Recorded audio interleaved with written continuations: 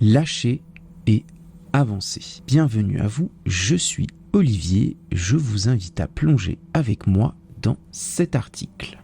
Alors, être écouté vraiment, comment j'en suis venu à proposer une séance d'écoute bienveillante. Alors aujourd'hui, on vit dans un monde où les gens parlent peu, mais portent énormément. Même dans un couple, même en famille, même avec une vie bien remplie.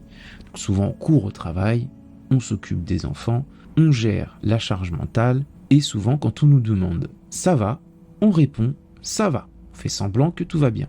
Pour d'autres personnes, c'est encore plus silencieux. Seuls chez eux, peut-être que c'est votre cas, sans personne à qui raconter sa journée. Quand on ajoute à ça nos traumatismes, si on a des insomnies, des boîtes qui sont pleines d'émotions qu'on laisse fermer, on peut finir par se sentir écrasé. Aujourd'hui, nous vivons à l'ère des messages instantanés, mais quelque part, il y a de plus en plus de silence intérieur. Alors on a les réseaux sociaux qui remplissent un peu le vide. On rit, on like, on scrolle, mais vraiment, quand l'écran s'éteint, qu'est-ce qui reste dans la pièce ? Alors même les applications de rencontres n'apportent pas forcément un lien réel. Pour ceux qui l'ont déjà vécu, le ghosting en un clic, les conversations éphémères, les doutes, et puis on finit par en avoir des croyances limitantes qui s'installent. Ah ben, je suis pas assez comme ci, comme ça, je vais finir seul.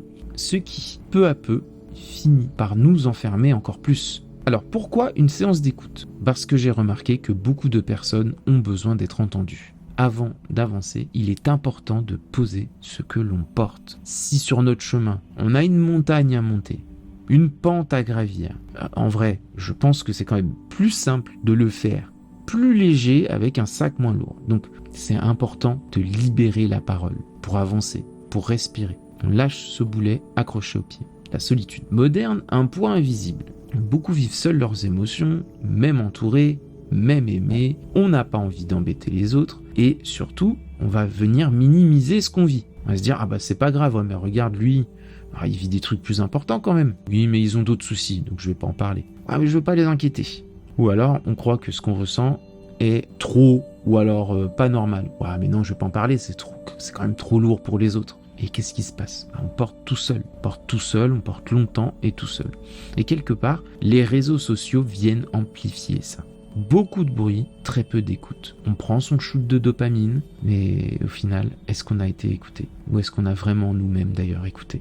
Un jour, je me suis demandé, et si je pouvais aider autrement ? Simplement, humainement, rien de compliqué. Juste un être humain qui écoute un autre être humain et de préférence sans jugement.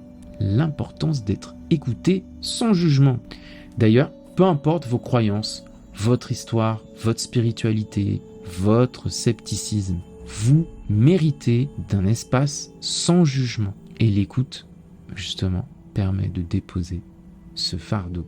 On va venir mettre des mots sur ce qui était flou. On va venir ouvrir la première porte du changement, faire le premier pas, se mettre en action et, petit bonus, mais qui n'en est pas des moindres, peut-être retrouver un sourire oublié. Et oui, pourquoi c'est important ce sourire oublié ? Parce que c'est la satisfaction de soi. Quelque part, on parle souvent de reprendre confiance en soi. Retrouver ce sourire-là, c'est aussi reprendre confiance en soi. Pourquoi je propose ces séances ? C'est quoi mon histoire ? Moi, j'ai traversé des expériences assez difficiles, vous aussi, sûrement, et moi, je n'arrivais pas à en parler, pas du tout. Parce que je voulais pas déranger, je voulais pas inquiéter mes amis, je voulais pas être le gros lourd qui a toujours des problèmes. J'ai fait sûrement comme beaucoup, j'ai gardé le silence, j'ai continué, tenu, et c'est un silence, ça pèse, c'est lourd. Alors j'ai essayé d'en parler, et j'ai parfois été compris, puis parfois non. Vous aussi, vous avez peut-être dû avoir droit à... Ah bah, tu devrais faire ça. Ouais, mais attends, mais t'aurais pas dû faire ça aussi. Ouais, mais tu vois bien que c'est à cause de un tel ou un tel truc. Ah bah attends, si j'étais toi, moi je ferais... C'est du jugement, c'est déguisé en conseil, c'est de la projection. Quelque part, on se tait encore plus. Puis ensuite, moi j'ai vécu quelque chose d'assez tragique dans ma vie, et j'ai fermé toutes les portes. Et j'ai tenu trop longtemps.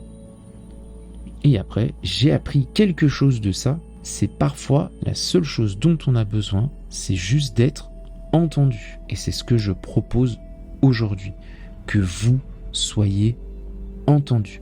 Alors, petit bonus de mon histoire.